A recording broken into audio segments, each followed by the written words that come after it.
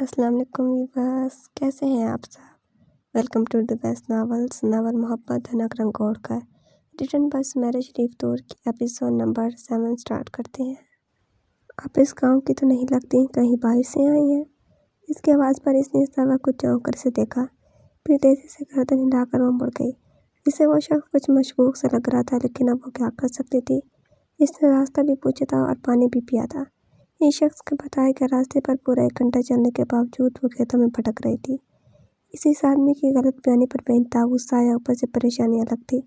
وہ جتنی جلدی یہاں سے نکلنا چاہتی تھی، اتنی ہی دیر ہو رہی تھی۔ ڈر، خوف، سراسیمگی اور مایوسی کا ایک نیا جال بن رہی تھی۔ اسے تو یوں ہی لگ رہا تھا جیسے وہ غلط سمت چلی جا رہی ہو۔ کافی دیر تک چلنے کے بعد اس کی ٹانگوں نے بالکل جواب دے دیا تھا۔ 2 کھیتوں کے درمیان کافی چوڑا کچا راستہ تھا۔ وہ پگڈنڈی سے اتر کر اس کچے راستے پر ہو لی۔ راستے کے دونوں طرف گھنے درخت تھے۔ کچھ دیر چلنے کے بعد چند منٹ آرام کی غرض سے وہ ایک درخت کے نیچے بیٹھ گئی۔ وہ رات کی تاریکی میں گھر سے نکلی تھی اور اب دن کے 11 بج رہے تھے۔ اب کیا کروں؟ آنکھیں بند کر کے اپنی کنپٹیاں مسلتے ہوئے سوچنے لگی۔ رک کیوں گئی؟ چلتے کیوں نہیں؟ اپنے اتنے قریب اتنی شناسا آواز سن کر اس نے جھٹ پلک نیما کی۔ آنکھیں پھٹنے کی حد تک کھلی رہ گئیں۔ یہ کیا تھا؟ اس نے آنکھیں بند کرنا چاہی، لیکن کر نہ پائی۔ اس کے سامنے تو وہی تھا، وہی شہزاد جس سے بچ کر وہ اس قدر خوار ہو رہی تھی، جس کے دسترس سے وہ دور بھاگ جانا چاہتی تھی، جس کی پہنچ سے خود کو دور کر لینا چاہتی تھی، لیکن ساری محنت غارت گئی، جس کے خوف سے بھاگ کر وہ حویلی سے نکلی تھی۔ ساری مشقت کے بعد بھی وہ اسی کے شکنجے میں تھی۔ یوں محسوس ہو رہا تھا جیسے وہ سانس لینا بھول گئی۔ تم؟ وہ خود کو سنبھال کر کھڑی ہو گئی۔ ہاں میں، کیا بہت دیکھ لیا ہے؟ اس کا رنگ بالکل زد پڑ چکا تھا، اس کے اڑے اڑے حواسوں پر چوٹ کر گیا۔ وہ اپنی شکست سے اندر ہی اندر تل ملانے لگی۔ وہ اس شخص سے بولنا کیا، اسے دیکھنا بھی نہیں چاہتی تھی۔ نفرت سے دیکھتے ہوئے چہرہ موڑ کر دوسری جانب متوجہ ہو گئی۔ آنکھوں میں بے بسی سے آنسو جمع ہونے لگے تھے، جنہیں وہ بمشکل پینے لگی۔ سرفراز!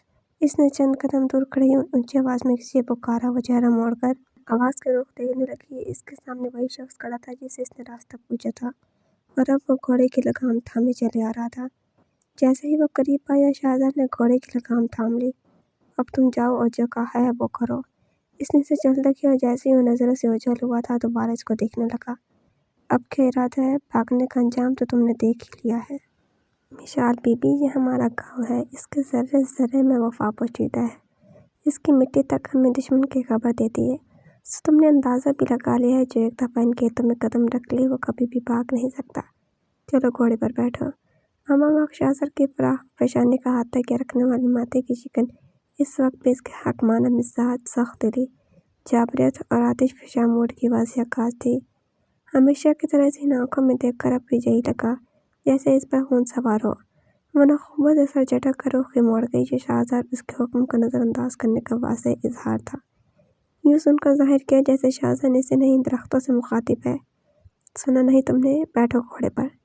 اس کی توجہ حاصل کرنے کو جیسے مشال کا بازو تھاما، وہ خونخوار انداز میں اس کی طرف گھومی۔ مجھے مت چھوؤ۔ اس کی آنکھوں سے آگ برس رہی تھی۔ لہجے کی لڑکھڑاہٹ بہت واضح تھی، جسے شہزاد کچھ محسوس کر کے دھیما پڑ گیا۔ ٹھیک ہے، آرام سے چلو، پہلے ہی بہت ٹائم گزر چکا ہے، حویلی میں سب فکر مند ہے۔ وہ یوں کہہ رہا تھا جیسے وہ واقعی آرام سے چلنے کو تیار ہو۔ چند منٹ اس کی طرف سے پیش رفت کا منتظر رہا۔ جب مشال نے کوئی حرکت نہ کی تو اس کا پارا ہائی ہونے لگا۔ اس کے لیے اس جیسی دھان پان لڑکی کو بے بس کرنا کوئی مشکل کام نہ تھا، لیکن وہ اس وقت طاقت عزم کا کوئی مظاہرہ کرنے کی بجائے صلح جوئی پر آمادہ تھا۔ مشال، میرا دماغ مت خراب کرو، چلو بیٹھو۔ وہ اپنی عادت کے برعکس اپنے غصے کو برداشت کر رہا تھا۔ وہ کھول گئی۔ نہیں جاؤں گی میں، تمہاری اس حویلی کو میں آگ لگا دوں گی اگر تم نے میرا نام تک بھی لیا۔ وہ دانتوں کو کچکچا کر چند قدم پیچھے ہٹ کر کھڑی ہو گئی۔ وہ ایک دم پاگل ہو کر چیخی تھی۔ اس سے زیادہ شہزاد بھی برداشت نہیں کر سکتا تھا۔ ایک پل میں وہ گھوڑے پر سوار ہو کر اسے کے قریب ہوا، پھر اگلا لمحہ مشال کے لیے حیرت و استعجاب انگیز تھا۔ وہ چیخ مار کر اپنا دفاع کرنا چاہتی تھی، لیکن اس سے پہلے کہ وہ پیچھے ہٹ کر بھاگتی، اس نے جھک کر اس کی کمر میں بازو ڈال کر اسے یوں اپنے آگے گھوڑے پر سوار کیا جیسے وہ ایک ننھی سی بچی ہو، چھوٹی سی گڑی ہو، پر اس کی تمام تر کوشش، تڑپنا، چیخنا، چلانا، احتجاج کرنا، نوچنا، رونا دھونا سب بیکار گیا۔ وہ اسے لے کر جس جگہ آیا تھا وہ ایک چھوٹا سا تاریک کمرہ تھا۔ کچی مٹی کا فرش تھا، پکی اینٹوں سے بنی دیواریں تھیں جہاں کوئی روزن اور کھڑکی نہ تھی۔ ایک واحد دروازہ تھا جو ان دونوں کے اندر داخل ہوتے ہی باہر سے کسی نے بند کر دیا تھا۔ یہ چھوٹا سا کمرہ جس میں صرف ایک 60 واٹ کا بلب تھا جسے شاہزادہ نے دروازہ بند ہوتے جلا لیا تھا، کمرے میں موجود تاریکی ایک دم ختم ہو گئی۔ اس کی نظروں نے ارد گرد کا جائزہ لیا تو وہاں کمرے میں موجود واحد پان کی چارپائی تھی جس کا سرانے تک کے رکھا ہوا تھا، اور بائیں طرف نکڑ میں پانی کا مٹکا رکھا تھا۔ کمرے کا جائزہ لیتے لیتے اس کی نظریں شاہزادہ پر جا ٹھہری تھیں جو کوئی بھی لحاظ مربت رکھے بغیر اسے گھور رہا تھا۔ اس کے دیکھنے پر وہ بے بسی سے رونے لگی۔ یہ شخص جس کی تعریفیں کرتے کرتے ساری حویلی والوں کے منہ خشک نہیں ہوتے تھے، تائی امی سے لے کر اسامہ تک سب نے اس کی تعریفوں میں زمین و آسمان ایک کر دیا تھا۔ جس کا ذکر کرتے ہوئے بابی نے کہا تھا، شاہ میں کئی خوبیاں ہیں، بظاہر بہت غرقت ہے لیکن بہت خوددار و غیرت مند ہے، بہت نرم دل بھی ہے، کبھی بھی بلا وجہ ناراض نہیں ہوا۔ ہاں البتہ خاندانی روایات کو اگر کوئی توڑنے کی کوشش کرے تو پھر برداشت نہیں کر پاتا۔ کسی لڑکی کے سر سے دوپٹہ بھی اترے تو بہت ناراض ہوتا ہے۔ یہ صرف تم ہو مشال، جس کو اس نے رعایت دے رکھی ہے، اور اس وقت اس کی آنکھوں میں کوئی بھی رعایت نہ تھی۔ انتہائی کرخت اور ہتک آمیز نظروں سے دیکھ رہا تھا۔ وہ سہم گئی تھی، خوف نے اس کے سارے حواس مختل کر دیے تھے۔ یہ اس قدر سفاک، ظالم اور منتقمہ مزاج و سوچ کا حامل شخص ہے۔ مجھ جیسی لڑکی تو اس کے سامنے کچھ بھی نہیں، زبان کا مقابلہ ہو تو شاید میں بچ بھی جاؤں، اور اس وقت تو اس کے پر غیرت و مردانگی کا افرط سوار ہے، کیوں کر مجھے بخشے گا۔ آخر اس کے آباء و اجداد کی روایتوں کو حویلی کے دہلیز پر پار کر کے میں آئی ہوں، اور بابی کہتی تھی کہ یہ روایتوں کو توڑنے والے کو برداشت نہیں کرتا۔ یہ خود بھی کہہ چکا ہے تو پھر اس وقت مجھ جیسی لڑکی کو منٹوں میں بے بس کر کے رکھ دے گا۔ اسے اپنی تمام تر جبلی سفلی جارحانہ مزاحمت راگ کا ڈھیر بنتی محسوس ہو رہی تھی۔ مٹی کے ڈھیر کی طرح زمین پر ڈھہ گئی۔ خدا کے واسطے شاہزادہ پلیز مجھے جانے دو، مجھے چھوڑ دو، میں تمہارے قابل نہیں ہوں، میں تم سے شادی نہیں کر سکتی، کبھی بھی نہیں، تمہیں مجھ سے شادی کر کے کچھ بھی حاصل نہیں ہوگا۔ چند لمحے وہ شاہزادہ کی طرف سے پیش قدمی کی منتظر رہی، لیکن وہ اپنی جگہ کھڑا رہا تو اس کے سامنے روتی۔ ایک طرف عزت تھی تو دوسری طرف انا۔ اس عزت ہر حال میں انا کے مقابلے میں پیاری تھی۔ اس کے سامنے رونے، بھیک مانگنے پر مجبور ہو گئی جسے کبھی وہ درخواہ عطا سمجھتی تھی۔ اس کی بات پر بھی اس کی طرف سے مسلسل خاموشی تھی۔ وہ ڈرتے ڈرتے سر اٹھا کر اسے دیکھنے لگی۔ وہ چار پر نیم دراز ہو چکا تھا، اس کی طرف دیکھنے کے بجائے اس کی نظریں چھت کو گھور رہی تھیں۔ شاہو خدا کے لیے مجھے جانے دو، میں تم سے شادی نہیں کروں گی، میں تمہارے ساتھ نہیں رہ سکتی، پلیز میری بات مان لو، پلیز شاہو۔ اس کے ہونٹوں پر ایک ہی نام کی گردان تھی، شاہو۔ Shut up. وہ یوں چیخ کر اٹھ کھڑا ہوا جیسے مشال نے اس پر کھولتا پانی ڈال دیا ہو، پھر اس کو بازوؤں سے دبوچ کر اپنے آپ میں بھی نہیں لگ رہا تھا جیسے وہ اس کے وجود کو اپنی انگلیوں اور آنکھوں سے لپکتے شعلوں سے جھلسا دے گا۔ مسل دیکھا اور اس کا یوں بھڑک جانا دیکھ کر وہ بے دم ہونے کو تھی۔ آنکھیں خوف سے پھیل گئی تھی، اوپر سے اس کی قربت مزاحمت کرنے کی ساری صلاحیتیں ایک دم خوف کی لپیٹ میں آ گئیں۔ خبردار، تم نے اپنی غلیظ زبان سے میرا نام بھی لیا، کاٹ دوں گا تمہاری یہ زبان۔ کون ہو تم؟ کیا حق حاصل ہے تمہیں یہ نام لینے کا؟ یہ نام لینے کا حق تو صرف میں نے اسے دیا تھا جس سے مجھ سے محبت تھی، اور وہ مشال مر گئی آج سے 15 برس پہلے۔ یہ 15 سال تو صرف میں نے اس کی یادوں کی قبروں پر دیے جلاتے گزارے ہیں، پھر وہ میرے دل سے اتر گئی، اور تم تو میری نظروں سے اسی دن گر گئی تھی جب تم نے مجھے ہر تعلق ٹوٹ جانے کی نوید ملی تھی۔ میں نے اپنی آنکھوں میں سے تمہارے نام پر رکھے گئے پاگل خوابوں کو اسی دن نوچ پھینکا تھا جس دن تم نے کسی اور شخص کو اپنی آنکھوں میں بسانے کا بس مدح سنایا تھا۔ میرے ہونٹوں نے تمہارا یہ نام اسی دن بھلا دیا تھا جب میرے کانوں نے تمہارے لبوں سے کسی غیر کا نام سنا تھا۔ میری مشال تو مر گئی جسے مجھ سے ٹوٹ کر محبت نہیں تھی تو نفرت بھی نہیں کرتی تھی۔ وہ تو مر گئی اسی دن جب اس نے یہ دیس چھوڑا تھا، اور وہ مشال کے پہلی پہلی آنکھوں میں دکھتے بہت جنونی ہو رہا تھا، اور تم تو صرف فقط ایک پرچھائی ہو، اس نام نہاد بندھن کے اثر کی راہ ہو جسے تھامے رکھنے کا وعدہ میں اپنے بڑوں سے کر چکا ہوں۔ تم مشال بیگم فقط میرے لیے تمہاری اپنی جانب سے دیا گیا ایک چیلنج ہو، اس کے سوا کچھ نہیں۔ میرے دل میں تمہارے لیے کچھ نہیں سوائے ڈھیر ساری نفرت کے اور انتقام کے۔ شاہزادہ کا اتھائی زدہ الجھا ہوا نہایت ہی دو گرماہٹ سے لبریز تنفس مشال کے چہرے پر پاپ کی طرح لگ رہا تھا۔ اس کی قربت اسے جھلسا رہی تھی، اس کے دونوں آہنی ہاتھ اس کے نرم سے بازوؤں کو جکڑے ہوئے تھے۔ اس مردانہ پرکشش و وجاہت و حسن لبریز چہرہ جو ہر وقت غصے میں ہی ہوتا تھا، مزید سرخ ہو کر اسے دہلائی دے رہا تھا۔ یوں لگ رہا تھا جیسے سارے بدن کا خون اس کے چہرے پر گردش کرنے لگا ہو۔ اس نے اس کے بازوؤں کو یوں اپنی گرفت میں جکڑا ہوا تھا کہ اس کے دونوں ہاتھ اس کے کندھوں پر گر گئے۔ قربت کی یہ آنچ اور اوپر سے یہ سب سن کر وہ ہکا بکا تھی۔ وہ جانتی تھی کہ وہ اس کے لیے اپنے دل میں محبت جیسی فیلنگز رکھتا ہے، لیکن یہ نفرت، یہ انتقام، یہ غرور، یہ انداز، یہ لب و لہجہ اس کے تو میں گمان میں بھی نہ تھا۔ جھٹکا دے کر اپنے نرم بازوں کو اس کہانی کی رفت سے آزاد کروایا۔ جب میں تمہارے لیے سوائے نفرت و انتقام کے کچھ نہیں ہوں تو پھر کیوں مجھ سے شادی کر رہے ہو؟ جب سب کچھ جانتے ہو تو پھر کیوں میری زندگی برباد کر رہے ہو؟ وہ اس کے سامنے جھکی تھی، لیکن اس کے یہ آخری الفاظ سن کر انا پرست اور ضدی مشال پھر سے سر اٹھانے لگی تھی۔ غرور اور تنزیہ نظروں کی کاٹ لیے پوچھ رہی تھی، اس سوال کا جواب مجھ سے نہیں مشال بی بی، اپنے والدین سے پوچھو جن کی عزت تم دھوکڑی کرنی چلی تھی۔ انہوں نے بہت منتیں کی تھی، میری بہت واسطے دیے تھے، مجھے بڑی امی نے روایتوں کا پاس رکھنے کا وعدہ لیا تھا۔ آغا جی، دادی جان اور بڑے ابا جی مرتے مرتے بھی تم سے شادی کرنے کا عہد لے گئے تھے مجھ سے۔ پھر بتاؤ میں کیا کرتا؟ میں تمہاری طرح بغیرت نہیں ہوں، لیکن آنکھوں دیکھے مکھی نکالنا پڑ رہی ہے۔ میں خود غرض نہیں کہ ان کی بات نہ مانتا، صرف اور صرف اتنے لوگوں کی وجہ سے، تمہارے والدین کے آنسوؤں کی وجہ سے، اپنی عزت ٹھکرائے جانے اور تمہارے انکار کے باوجود تمہیں اپنانے کی حامی بھر لی تھی۔ مجھے تم سے کوئی غرض نہیں ہے، نہ تمہارے حسن کی اور نہ ان اداؤں کی۔ ہاں، البتہ تم میرے لیے صرف ایک چیلنج ہو، ایک ایسا جوا جسے میں نے ہر حال میں جیتنے کا وعدہ کیا ہے خود سے، اور میں ہارنے والوں میں سے نہیں۔ جو چاہتا ہوں حاصل کرتا ہوں، جس پر ہاتھ رکھتا ہوں پا لیتا ہوں، اور تم تو دو کوڑی کی بھی نہیں ہو، لیکن میں مجبور ہوں۔ وہ آج اپنے دل کی ساری بھڑاس اس پر نکال دینا چاہتا تھا، ڈر، خوف اور سراسیمگی کے کھچے کے حصار سے باہر نکل کر بے یقینی سے اسے دیکھتی رہ گئی۔ شاہزار سے اس سے پہلے عجب اچھی توقعات تھیں، لیکن اس کا بت یوں بری طرح اس کی اپنی نظر میں پاش پاش ہوگا وہ سوچ بھی نہیں سکتی تھی۔ اس کا بس نہیں چل رہا تھا کہ اپنے اس بغیرت کہنے والے کو لمحوں میں جھوٹ کر دے۔ تم جھوٹ کہہ رہے ہو، ماما پاپا کبھی تمہاری منتیں کریں، یہ ہو ہی نہیں سکتا۔ اپنے متزلزل ہوتے یقین کو اس نے قائم رکھنا چاہا۔ کیوں اتنی بے یقین کیوں ہو؟ ایسا کیوں نہیں کر سکتے؟ آخر کو تم میری منگو ہو، وہ بھی بچپن کی۔ ہمارے یہاں تو عزت کی خاطر جانیں تک دے دی جاتی ہیں، تم کہہ رہی ہو کہ وہ یہ سب نہیں کر سکتے؟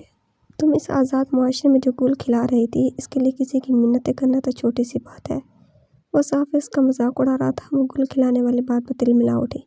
اپنی زبان کو لگام دو شاہزاد، میں تمہارا لحاظ کر رہی ہوں، اب اگر تم نے ایک لفظ بھی میرے کردار پر کہا تھا تو میں تمہارا منہ نوچ لوں گی تمہارا۔ تو پھر دیر کیوں کر رہی ہو؟ میں تو منتظر ہوں، آؤ نوچو منہ، لیکن یاد رکھو میں سچ کہہ رہا ہوں۔ پھر تم اتنی تکلیف میں کیوں ہو؟ جب تم ان کی عزت کو بٹا لگانے لگی تھی تو انہوں نے بھی تمہیں لگام ڈالنے کے لیے یہی طریقہ بنانا تھا۔ وہ تمہاری وہ والدہ صاحبہ، کتنا غرور تھا انہیں اپنے برٹش ہونے پر، جس حقارت اور تنتنی سے سب چھوڑ چھاڑ کر اپنے رشتہ داروں کے پاس گئی تھی۔ لیکن افسوس، کسی نے بھی ان کی بگڑی ہوئی صاحبزادی کو گھاس تک نہ ڈالی۔ اور پھر انہیں میں یاد آیا، میرے لوگ یاد آئے، جنہیں اور دقیانوسی کہہ کر پاؤں تلے روند گئی تھی۔ افسوس، بھیک مانگنے کے لیے بھی انہیں ہمارا ہی در ملا۔ پھر روز چلی تھی میرے فون پر میرے کان کھانے، میرے ضبط کا آزمانے کہ میری بیٹی سے شادی پر راضی ہو جاؤ۔ بتاؤ پھر میں کیا کرتا؟ اور مجھے بڑی امی کے کہنے کا مان رکھنا پڑا اور مجھے تیار ہونا پڑا، وہ بھی تم جیسی بغیرت لڑکی کے لیے۔ بغیرت کہتے ہوئے اس کی آنکھوں میں استحضاء تھا۔ شاہزار بکواس بند کرو، وہ چیخ اٹھی۔ اچھا تو پھر کیا ہو؟ وہ تنزیہ سا مشال نے اپنی مٹھیاں بھینچ لی جیسے اٹھتے ہاتھ پر کنٹرول کر رہی ہو۔ میں بغیرت نہیں ہوں، ہاں میں اس شخص سے محبت کرتی ہوں، اسی لیے میں نے انکار کیا تھا، لیکن تم اسے غلط رنگ نہیں دے سکتے۔ کس قدر گھٹیا سوچ ہے تمہاری، کس قدر گندی شخصیت کے مالک ہو تم۔ میں بغیرت ہوں، لیکن میں بتاتی ہوں تم کتنے بغیرت ہو۔ کبھی اندازہ کیا ہے؟ اپنے نظروں کی غلاظت دیکھی ہے؟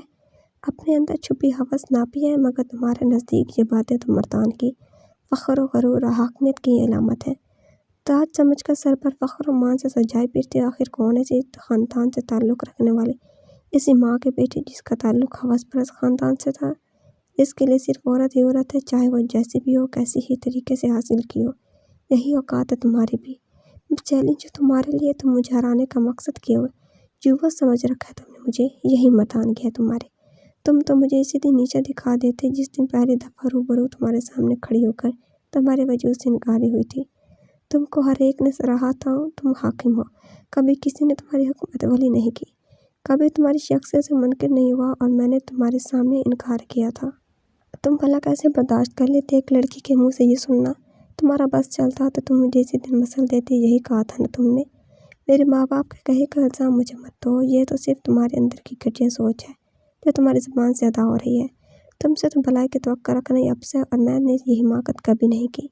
تم کتنے پاک باز ہو، آج ظاہر ہو گیا ہے۔ کھل کر تمہاری شخصیت میرے سامنے آ گئی ہے، تم بھی یقیناً اپنی خوبیاں سننا چاہو گے۔ تو میں بتاتی ہوں مسٹر شاہزاد جہاں زیب، تم ذلیل ہو، بے غیرت ہو، کمینے ہو، بے حیا ہو۔ آئندہ مجھے بے غیرت کہنے سے پہلے تم اپنی غیرت بھی ناپ لینا۔ وہ جو اپنی غرض کے اس لیے منت کی مجبور ہوئی تھی، اس کے خیالات سن کر ادھار رکھنے کے قائل نہ تھی۔ دو بدو چیلنج کرنا، وقار و عزت کی دھجیاں بکھیرنے والا، دل کو جلانے والا، اتنا زہریلا، مردانگی کو للکارنے والا، ابھارنے والا کٹیلا لب و لہجہ تھا۔ جس طرح وہ دو بدو بے خوفی سے آنکھوں میں آنکھیں ڈال کے جواب دے رہی تھی، جس نے شاہزاد کے دل و دماغ پر آرے چلا دیے تھے۔ وہ کچھ لمحے حیرانگی اور غصے سے ساکت رہ گیا، اور پھر جو اس کا ہاتھ اٹھا تو وہ لڑکھڑا گئی۔ بازو سے پکڑ کر اس نے اسے چارپائی پر دھکا دیا تھا۔ وہ پھوٹ پھوٹ کر رونے لگی۔ بعض اوقات خاموشی باعث آزار بن جاتی ہے، اور بعض اوقات باعث رحمت۔ وہ خاموش نہیں رہی تھی، اس کا دل ڈوبا جا رہا تھا، وہ کچھ بھی کر سکتا تھا، بس یہی سوچ اسے رلا رہی تھی۔ تم بہت غلط کر رہے ہو شاہزاد، تم میرے ساتھ اپنی زندگی برباد کرو گی۔ میں سکون سے نہیں بیٹھوں گی، نہ تمہیں چین سے رہنے دوں گی۔ میں تمہارے نام نہاد وقار اور عزت کی دھجیاں بکھیر دوں گی، تمہیں عزت کی زندگی نہیں گزارنے دوں گی۔ وہ رو رو کر بری طرح سے دھمکیاں بھی دے رہی تھی۔ وہ ہونٹوں پر کپل لگائے اس کی طرف سے دیکھنے کی بجائے کمرے میں چکر لگانے لگا۔ ابھی وہ کچھ سوچ رہا تھا جب دروازے پر دستک ہوئی تھی۔ وہ فوراً دروازے کی طرف بڑھ گیا۔ کون ہے؟ دروازہ اندر کی بجائے باہر سے بنتا ہے، لکڑی کا بنا یہ دروازہ بہت مضبوط تھا۔ وہ بھی روتے روتے چپ ہو کر دروازے کی طرف دیکھنے لگی۔ اسے لگا جیسے اللہ نے اس کے آنسوؤں کی لاج رکھ لیا۔ میں ہوں شاہ جی، سرفراز۔ اچھا، دروازہ کھول دو سرفراز۔ آواز پہچان کر ایک طرف کھڑا ہو کر دروازہ کھلنے کا انتظار کرنے لگا۔ 2-3 منٹ بعد دروازہ کھل گیا تھا۔ سرفراز کے ساتھ شاہ کمال تھے۔ پاپا! وہ فوراً اٹھ کر ایک طرف بھاگی تھی۔ رک جا مشال۔ اس سے پہلے کہ وہ ان تک پہنچے، انہوں نے ہاتھ بڑھا کر اسے درمیان میں ہی روک لیا۔ شاہزاد تم جاؤ، بارات ساری بالکل تیار ہے، بس تمہارا انتظار ہو رہا ہے۔ انہوں نے اسے بالکل نظر انداز کر کے شاہزاد سے کہا تو وہ چارپائی پر رکھا اس کا بیگ اٹھا کر فوراً کمرے سے باہر نکل گیا، جیسے اسے شاہ کمال کے آنے کا انتظار تھا۔ مجھے شرم آ رہی ہے تمہیں اپنی بیٹی کہتے ہوئے۔ ساری عمر سنتا رہا کہ بیٹیاں اور بہنیں بوجھ ہوتی ہیں، قابل شرم بن جاتی ہیں، لیکن میں ساری عمر اس حقیقت کو جھٹلاتا رہا۔ وہ لوگ جو بیٹیوں کو پیدا ہوتے ہی انہیں دفن کر دیتے تھے، اچھا ہی کرتے تھے۔ تم جیسی بیٹیاں باعث شرم ہوتی ہیں، تم جیسی کا مر جانا ہی بہتر ہے۔ ان کی سپاٹ آواز پر اسے شاہزاد کے الفاظ اپنے کانوں میں گونجتے ہوئے محسوس ہوئے۔ کچھ لمحے پہلے اس نے شاہزاد کے الفاظ پر پرزور نفی کی تھی۔ سب کچھ محسوس کرتے ہوئے بھی اس نے سارا بوجھ شاہزاد پر ڈالا تھا، اور اس وقت شاہ کمال نے شاہزاد کے کہے گئے لفظوں کی تصدیق کر کے اس کی سوچ کی تردید کر دی تھی۔ وہ پونچھ کھا کر دیکھتی رہ گئی۔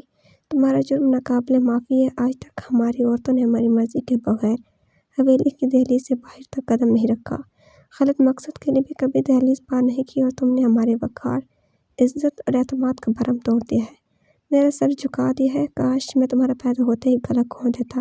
شادی والے دن بھاگ جانے والی لڑکیاں کبھی ساری زندگی سرخرو نہیں ہوتی۔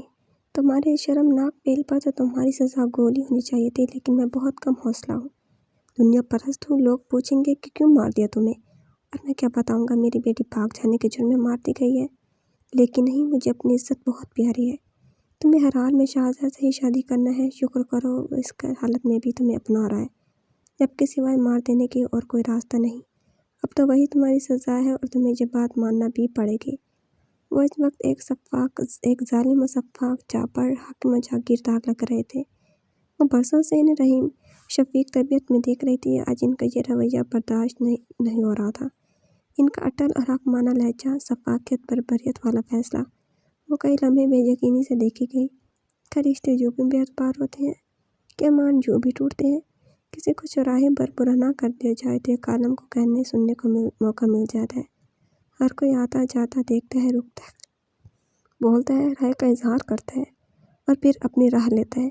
ایک عرصے سے وہ بھی اشتہار بنی ہوئی تھی۔ صرف اتنا قصور تھا کہ اس نے زندگی گزارنے کے لیے اپنے فیصلے کو مقدم جانا تھا، کہ اسی قصور کی اتنی بڑی سزا جائز تھی۔ اسے لگ رہا تھا کہ اس کے باپ نے اسے بیچ چوراہے پر برا نہ کر دیا ہے، اور لوگوں کو دعوت دی کہ وہ آ کر اس پر پتھراؤ کرے۔ اپنے باپ کی باتیں سن کر اسے خود سے کراہیت محسوس ہو رہی تھی۔ کوئی اسے دلاسا دینے کی کوشش کر رہا تھا، لیکن اس کے اندر ہمت جیسے دم چھوڑ چکی تھی۔ کل سے لے کر آج تک پاپا کی ذات کے کئی در اس پر واہ ہوئے تھے، اور سبھی انتہائی اذیت ناک تھے، ریزہ ریزہ کر دینے والے۔ پاپا کیا کہہ رہے ہیں آپ؟ میں نے آپ کا بھرم توڑا ہے یا آپ نے میرا؟ کافی دیر بعد سرکزہ جامہ پتلیوں میں جنبش ہوئی تو وہ کہنے بھی نہ رہ سکی۔ इस समय इसे लगा जैसे वो वाकई बेहयात हो। इतनी तकलीफ तो शाहज़र के अल्फाजों की भी नहीं हुई थी जितना पापा की बातों से हो रही थी। इसे लगा जैसे आज के बाद वो कभी भी अपनी ज़ात के सामने पूरे एतमाद से खड़ी न हो सकेगी, कभी सर न उठा सकेगी। इसे लगा पापा के लफ्ज़ों ने इसे हरा दिया, इसके अंदर की कभी न टूटने वाली मिसाल को रेज़ा रेज़ा कर दिया है। हवेली में कोई भी तुम्हारी गैर मौजूदगी के बारे में कुछ नहीं जानता। सबको सिर्फ ये बताया है कि तुम्हारी तबीयत ठीक नहीं थी और तुम्हें डॉक्टर के पास लेकर गए थे। ये बात भी सिर्फ हवेली की ख़वातीन को बताई गई है, बाकी औरतें इस बात से कतई लाइल्म है। तुम्हारे इस फरार के बारे में सिवाय चंद अफराद की और कुछ नहीं जानता। बेहतर यही है कि तुम वापस चलो। लेकिन हवेली में कदम रखने के बाद तुम्हें अपनी हर बदतहजीबी वाली ज़बान काट कर हवेली के बाहर ही फेंक देना होगी, वरना। वह चुप हो गया। वो मज़ीद कुछ कह लेते तो तब भी वो क्या कर सकती थी। रोती, चीखती, एहतजाज करती, आखिर कब तक? जब सब मिलकर इसे ट्रैप कर रहे थे तो इसे अकेले कोशिश कहाँ तक कामयाब रहती। वो चुप हो गए थे, बाहर निकलते रुक गए थे। सरफराज दरवाजे पर ही रुक कर वो पुकारने लगे। पता नहीं कहाँ से वो आदमी यहाँ मौजूद हुआ था। बीबी को इज्जत के साथ गाड़ी में बिठा। वो मुअद्दब खड़ा था। उन्होंने कहा, जी शाह जी। आए बीबी साहब। वो हुक्म देकर चले गए तो इसे कहने को चलने लगा, पूरी इज्जत और एहतराम के साथ। वो हैरत के समंदर में बिधा गर्क थी। शाहज़र के लफ्ज़ों का पापा के अल्फाज से मुआवजा करते इसे अपनी ज़ात भी बहुत बेमाया हकीर लग रही थी। गंदी नाली के कीड़े मकोड़ों से भी बदतर बहती आंखों से इसे देखे गई। इसे लगा जैसे वो होश में नहीं है। वो इसके साथ मुअद्दब खड़ा था। वो मरे मरे कदम उठाती गाड़ी तक पहुंची थी। सरफराज ने जीप का दरवाज़ा खोला तो अंदर बैठ गई। ड्राइविंग सीट पर आज़र पहिए थे। वो खामोशी से पापा के साथ वाली सीट पर जमी रही। इसने कभी सोचा भी ना था कि वो यूं बेबस हो हार जाएगी। बहती आंखें बेबसी और लाचारी के गहरे एहसास से मजबूर होकर बंद की तो कई आंसू टूटकर इसके चेहरे को चूमते गिरेबान में जज़ब होते चले गए। न चाहते हुए भी इसे गुलामी के परवाने पर दस्तखत करने पड़े थे। हवेली पहुंचकर अपने कमरे में दाखिल होकर वो बिल्कुल बेबस हो गई थी। अबीशा के गले लगकर जितने भी समंदर बहा सकते थे इसने बहा लिए थे। हत्ता के पानी का आंखों का पानी भी खुश्क हो गया। निकाहनामे पर दस्तखत करते हुए भी इसका जहन बिल्कुल खाली था। कोई ख्याल, कोई एहसास और जज्बा बाकी न था। वो अपना सब कुछ गंवा आई थी। आंखें बिल्कुल खुश्क थीं। यूं गुमान होता जैसे वो बिल्कुल पत्थर की बन गई हो। इसने नज़र उठाकर किसी को नहीं देखा था, जैसे वाकई सब कुछ ख़त्म हो गया हो। चारों तरफ तूफान के बाद नजर आने वाली तबाही मची हो। लेकिन पत्थर में जंबिश इस वक्त हुई जब तैयार होने के लिए भाभी और अबीशा ने इसे कपड़े पहनने को कहा। वो यकदम मत्ते से उखड़ गई। लम्हा में होश में आई थी इनकी बात। वो मान नहीं रही थी। यहाँ आकर किसी की मिन्नत समझन भी कुछ काम न आई थी। वो ठस बनी बैठी रही। सब परेशान हो गई। दूसरी तरफ लम्हा बलम्हा देर होती रुखसती को देखते हुए मेहमान को जाने की जल्दी सवार हो गई।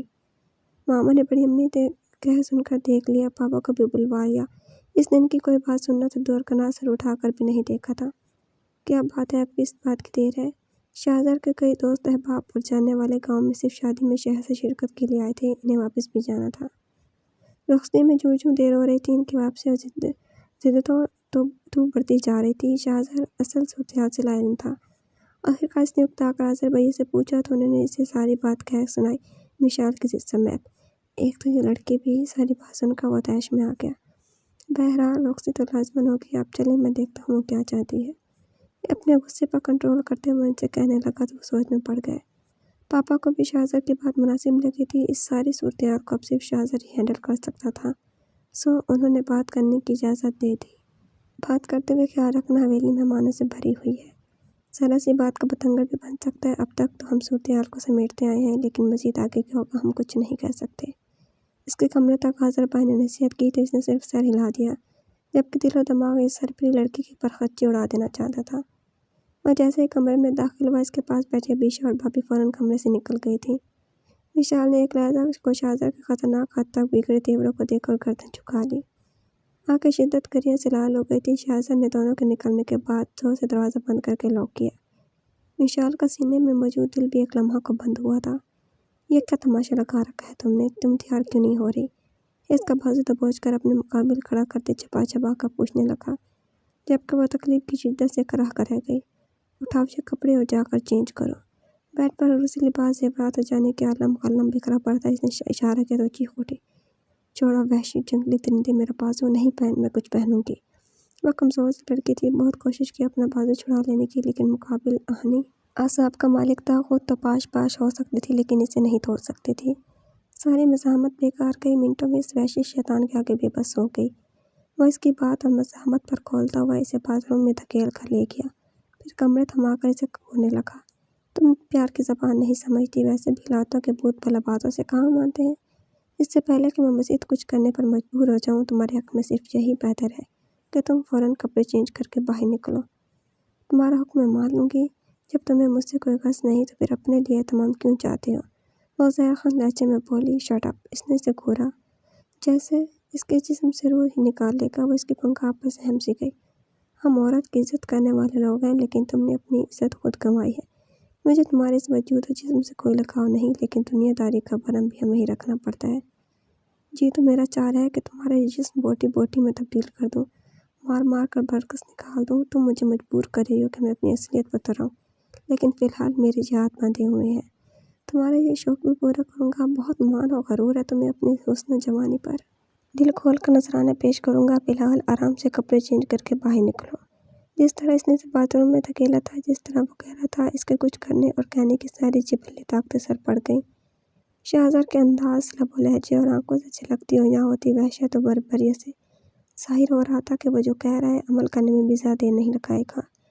پھر جس طرح اس نے آگے بڑھ کر نل کھولا، وہ سمجھ کر سہم گئی کہ یہ شخص کسی بھی حد تک جا سکتا ہے۔ جیسے ہی مشال کی آنکھوں میں موجود سرکشی متم پڑی تھی، ویسے ہی وہ باتھ روم کا دروازہ بند کر کے کمرے میں ٹہلنے لگا۔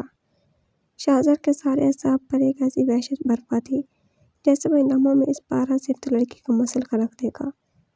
اپنے کھولتے دماغ کو قابو میں کرتے ہوئے پنکھا تیز کر کے وہ اس کے بستر پر گر کے اس کے باہر نکلنے کا انتظار کرنے لگا۔ دماغ کی رگیں تنی ہوئی تھیں۔ جیسے ہی وہ کمرے کے وسط میں پہنچی، وہ اٹھ کھڑا ہوا۔ اس کا بالکل قریب آ کر شہادت کی انگلی سے اس کی تھوڑی اٹھا کر اس کا چہرہ اونچا کیا۔ تم اس قابل نہیں کہ تمہیں مزید رعایت دوں، لیکن پھر بھی زبان سے کہہ رہا ہوں، آرام سے باقی تیاری بھی مکمل کروا لینا، اور چچی جان جو کہیں ان کی بات بھی مان لینا۔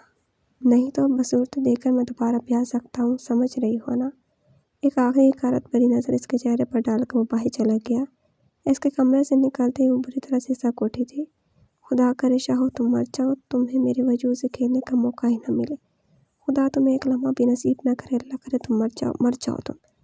بڑی شدت سے اسے بددعائیں دینے لگی۔ اس جیسی لڑکی جو اپنے بچاؤ کا ہر ہتھیار کا وہاں بیٹھی تھی، جو بالکل نہتی تھی، جس کے بدن میں مزید لڑنے کی سکت نہیں رہی تھی، جو ہر طرف سے مایوس ہو چکی تھی، لیکن وہ یوں بزدلوں کی طرح مرنا بھی نہیں چاہتی تھی۔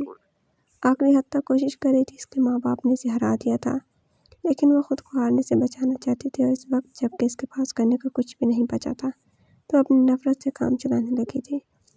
عورت جب نفرت پر اترتی ہے تو سب جذبے کہیں سو جاتے ہیں۔ اس کے اندر موجود سارے جذبے ایک ایک کر کے سو گئے تھے۔ اب ان سب سوئے ہوئے جذبوں پر صرف ایک جذبہ حاوی تھا، وہ جذبہ تھا نفرت و انتقام کا جذبہ۔ وہ چہار سو پھولوں سے آراستہ کمرے میں نظر دوڑا کر دیکھنے لگی۔ ہر طرف پھول ہی پھول تھے، در و دیوار، فرش، بستر، چھت پھولوں سے آراستہ و پیراستہ تھی۔ سارے کمرے میں ایک مخصوص سی مہک رچی بسی تھی۔ بھاری دوپٹے کے وجود سے اس کا سر جھکا چلا جا رہا تھا۔ زیورات کی چنکار اور پرفیوم کی مہک اسے بہت اجنبی لگ رہی تھی۔ وہ اس وقت جس کمرے میں براجمان تھی، وہ پرگدہ باغ کے بائیں جانب بنے 3-4 کمرے پر مشتمل ایک چھوٹے سے شاندار گھر کا تھا، جس کا ایک راستہ باغ میں کھلتا تھا تو دوسرا راستہ سڑک پر جاتا تھا۔ یہاں شہزار اکثر اپنے دوست و احباب کے ساتھ آتا تو قیام کرتا تھا۔ اس وقت کمرے کے بائیں جانب نکڑ میں صوفہ سیٹ رکھا ہوا تھا۔ دائیں جانب وارڈروب بنی ہوئی تھی۔ وارڈروب کے ساتھ ہی ڈریسنگ ٹیبل تھی۔ ٹیبل کی دوسری طرف بیڈ تھا، جس پر وہ خود بیٹھی ہوئی تھی۔ کمرے میں ایک اٹیچ باتھ روم تھا۔ مختصر ساز و سامان کے ساتھ کمرے کو برائڈل روم کے طور پر سجا کر ہر چیز نکھار کر رکھ دی تھی۔ فرش پر دبیز قالین بچھا ہوا تھا، جس پر پھولوں کی پتیاں بکھری پڑی تھیں۔ اس کے پورے وجود میں اب تھکن پوری طرح سرایت کر چکی تھی۔ ایک عام سی لڑکی بھی دلہن بن کر جس قدر مجبور و بے بس اور لاچار ہو جاتی ہے، وہ ایک لمحہ اس بات کا تجربہ کر چکی تھی۔ بے دلی سے بستر سے اتر کر ڈریسنگ ٹیبل کے سامنے بیٹھی آئینے میں چھائے ہوئے اپنے عکس پر نظریں جمائی تو بے بسی کا ایک اور ریلا اس کے وجود میں چٹکیاں کاٹنے لگا۔ روح تک گھائل ہو گئی، جیسے وہ صدیوں کی مسافت طے کر کے جہاں تک پہنچی ہو۔ اندر سے سر ابھارنے والی لاتعداد آوازوں سے گھبرا کر اس نے ٹیبل پر رکھی بہت سی شیشیوں کو ہاتھ مار کر قالین پر گرا دیا تھا۔ نہیں، یہ میرے ساتھ ہی کیوں ہوا؟ وہ بے بسی کی انتہا کو چھو کر رونا چاہتی تھی، لیکن خشک آنکھیں ساتھ نبھانے سے قاصر تھی۔ وہ دکھ سے کٹ کر رہ گئی۔ وہ دلہن بنی اس قدر حسین لگ رہی تھی، وہ خود بھی حیران تھی۔ یہ روپ اور یہ جوبن، یہ سنگار، یہ دل فریب मोह लेने वाला हुस्न इस वहशी दरिंदे इंसान के लिए था, इसे यकीन नहीं आ रहा था। हर एक की जुबान पर दूल्हा दुल्हन के लिए तारीफ ही तारीफ थी। चांद सूरज की जोड़ी है, दुल्हन तो भी बहुत खूबसूरत है, भाई दूल्हा भी किसी से कम नहीं। वाकई एक चंदे आफ्ताब है तो चंदे महताब। इसके कानों में इस तरह के लातार जुमले पड़े थे, लेकिन दिल के निहा खानों में किसी हलचल नहीं मची थी, कोई भूली बिसरी याद ने सर नहीं उठाया था। एक मन चाहा गुदगदी करने वाला जज्बा पैदा नहीं हुआ था। आसूदगी अदा करने वाली सोच नहीं उभरी थी, हर तरफ तो सिर्फ और सिर्फ तबाही मची हुई थी। और अब इस बने सवरे कमरे में तन्हा बैठी अपनी बेबस वजूद का जायजा ले रही थी। निगाहें मेहंदी से सजे हाथों, उंगलियों में फंसी अंगूठियां, हाथों की पुश्त पर डाला गया जेवर, कलाइयों में पड़ी सोने की चूड़ियों और गहनी तक जाते जेवर तक अटक गई। अंदर बाहर वहशत से उतर आई थी, तेजी से उंगलियों से अंगूठियां उतारकर ड्रेसिंग पर पटक दी। अभी सिर्फ बाएं बाजू से चंद चूड़ियां उतारी थी और अभी कुछ उतार रही थी जब कमरे का दरवाज़ा खोलकर वो दाखिल हुआ था। इसे बेड की बजाय ड्रेसिंग के सामने देखकर वो बिल्कुल नहीं ठटका था। मतानत और तफक्कुर बड़ी चाहत जल्दी इसके पास आ खड़ा हुआ। हल्की गहरी सी आंखों से छलकती और तंज़ इस्तज़ाई फ़तमन मुस्कुराहट देखकर विशाल ने निगाहें फैली। इतनी जल्दी भी क्या थी ये सब बताने की? आखिर को मुझे यहीं आना था। इतनी बेकरारी थी कि चंद मिनट इंतजार भी न कर सकी। तंज़ मुस्कुराहट से जाए कह रहा था, विशाल ने बुरी तरह होंठ काटे। वो एक बंधे हुए जानवर की तरह बेबस थी, नहीं तो अब तक न जाने क्या कर चुकी होती। जिंदगी और मौत इसका मसला नहीं था, लेकिन माँ बाप की असलियत खुल जाने के बाद ये दोनों ही लफ्ज़ इसके लिए बेमानी होकर रह गए थे। मुझे इसने बड़े यकीन से कहा था कि वो इससे शादी से पहले मौत को गले लगा लेगी, लेकिन लगा ना पाई क्योंकि शाहज़ाद से शादी किसी मौत से कम न थी। आखिर को जनाब, हम ठहरे हवस परस्त लोग और तुम नाजुक अंदाम हुस्न जहाँ सोच के मालिक, तुम्हारे इस रूप बरूप का थोड़ा बहुत खराज आखिर को हमारी तरफ ही निकलता है ना। और खराज वसूल के बगैर ये कील कांटे या अपने हथियार उतार फेंकोगी, बच जाती है ना। वो कहकर ड्रेसिंग के साथ टेक लगाकर इसे देखने लगा। वह इसके इस गुलफशानी पर बल खाकर रह गई, अंदर ही अंदर लावा पकने लगा। वो एक दफ़ा फिर इसके पास आ खड़ा हुआ, वो तेजी से स्टूल से खड़ी हुई, रुख मोड़कर इसके पास हटने को थी जब बिल्कुल अचानक इसका नाजुक बाजू शाहज़र की फौलादी गिरफ्त में था। वह तो सिर्फ कसमसा कर रह गई, आंखों में एकदम खौफ आ गया। छोड़ो मुझे। इसके लोहे जैसे हाथ इसके बाजू काट देने को थे। वह तकलीफ से कराहने लगी, जबकि शाहज़र और फिर इसके चेहरे पर दम बदम गहरी होती सर्दी कभी बिल्कुल असर न हुआ था। इसी तरह पथरीले तासरा चेहरे पर सजाए बेहिस खड़ा था। वह पता नहीं क्या सोच कर आया था, वो इसके रातें देखकर दहल गई। ये जो कुछ भी उतारा है पहले ही से पहनो। इसके इस नए हुक्म पर वो ठस बनी खड़ी रही। इसकी सारी तवज्जो अपने बाजू की तरफ थी जो शाहज़र की मजबूत गिरफ्त में मसला जा रहा था। नहीं पहनूंगी मैं कुछ भी, छोड़ो जंगली दरिंदे मेरा बाजू। वो इस दम बदम शिद्दत इख्तियार करती तकलीफ से फट पड़ी। शट अप मिशाल बेगम, अपनी ज़ुबान को लगाम दो। मत भूलो अब मैं तुम्हारा शौहर हूँ। शाहज़र के होंठ साफ तैश उससे इस तरह पर मालखाना हकूक़ के नशे में डूबे हुए थे। वह सारी चौकड़ी भूल भाल गई, बाजू की तकलीफ यकदम भूली। तेज़ा शाहज़र के वजूद ने यकदम डरा दिया। वो फटी फटी आंखें झुकाकर नजरें ज़मीन पर गाड़ गई। इसकी ज़िंदगी में यह लाचारी वाला मुकाम कभी नहीं आया था। वो चाहते हुए भी मुकाबले के हाथ नहीं रोक सकती थी। शाहज़र आराम से खुद पर चूड़ियाँ और रिंग्स इसके हाथ में फंसाने लगा। वह दूसरा बाजू इसके कमर में हमाल करके इसके बिस्तर तक लाया था, लेकिन बेड पर बिठाने की बजाय से धक्का देकर गिरा दिया। वो मुंह के बल बिस्तर पर गिरी थी। दूसरा लम्हा इसके लिए और ज़्यादा नाकाबिल यकीन हैरत अंगेज था। सीधी होकर कहनियों के बल आंखें फाड़े शाहज़र को देख रही थी। इतनी हैरान क्यों हो रही हो? तुम्हारी मालूमात इतनी अप टू डेट थी तो फिर मेरी जान अब क्यों भूल रही हो? भाई इसी इलाके से ताल्लुक़ रखता हूँ, इसी माँ का बेटा हूँ जिसके ख़ानदान हवस परस्ती में पेश है। इन्हें तो औरत को हासिल करना होती है, चाहे वो जैसी भी हासिल हो। आखिर को मैं भी ठहरा एक अना का मारा नफ्स परस्त इंसान, यही कहा था ना तुमने। वो भी यकीन नज़रों से देखती पीछे से रखने लगी थी, लेकिन शाहज़ाद ने इसका कंधा थाम कर इसे कोई मज़ाहमत नहीं करने दी थी। तुम्हारा क्या ख्याल था मैं तुम्हारे करीब कुर्ब के लिए मर रहा हूँ? लानत भेजता हूँ तुम पर, तुम्हारे इस हुस्न पर, तुम्हारे इस वजूद पर। इसे बाजू में भींच कर वो कह रहा था। वो आंसू बहने से इनकारी थे, एकदम रास्ता पा गए, उसी सक उठे। नहीं ना मिशाल बेगम, रोना नहीं। मुझे रोती हुई औरत बहुत अट्रैक्ट करती है, और औरत भी तुम जैसी हो तो फिर क्या ही बात है। रोती बिलखती फरियाद करती औरत एक मर्द को बहुत अपील करती है। जितना भी रोगी इतना ही मेरे अंदर के वहशी इंसान को इंतकाम के लिए उभारोगी। वो मज़ीद नफरत से कह रहा था। वो फूट फूट कर रो दी। तुमने अपनी राहें खुद काटी हैं, अपने रास्तों में कांटे खुद बोए हैं। तुमने एक मर्द को ललकारा था, तुमने अब देखना है ये मर्द तुम्हारे साथ क्या करता है। इसने इसके सर से दुपट्टा खींच कर उतार फेंका था, सेफ्टी पिनों की वजह से इसके बाल पूरी तरह नोचे गए थे। लेकिन दूसरी तरफ परवाह किसे थी, वो मुकम्मल दरिंदगी पर उतरा हुआ था। इसका जेवर भी नोचने लगा। शहजाद यूँ नहीं करो, देखो मुझे छोड़ दो प्लीज़। कुटी कुटी आंसू से इधर आवाज़ बमुश्किल इस खैलक से बरामद हुई। शहजाद ने इसे देखा। अजीब तरह का सकून राघव पे हमें सैर करता गया। भूल गए तुमने ही तो कहा था कि खूबसूरत लोगों की ऑफर ठुकराया नहीं करते। देखना आज बिल्कुल नहीं ठुकराऊंगा। शाहजरा प्लीज़। इसकी बात का मतलब समझती वो शिद्दत से रोने लगी। इसने नखूबों से सर झुटका। इतनी जल्दी डर गई मिशाल बेगम। चैलेंज तुमने किया था और मैं अमल करूंगा। मर्दानगी को तुमने ललकारा था, मुजाहरा भी देख लो। यही आंखें थी ना जिनके लिए तुमने बड़ी अम्मी से बदतमीजी की थी। अब इन आंखों को बंद कर सकती हो तो बंद करना, इन आंखों को रोक सकती हो तो रोकना। मैं भी देखता हूँ कहा तुम जीतती हो। शुक्र करो निकाह कर लिया तुमसे।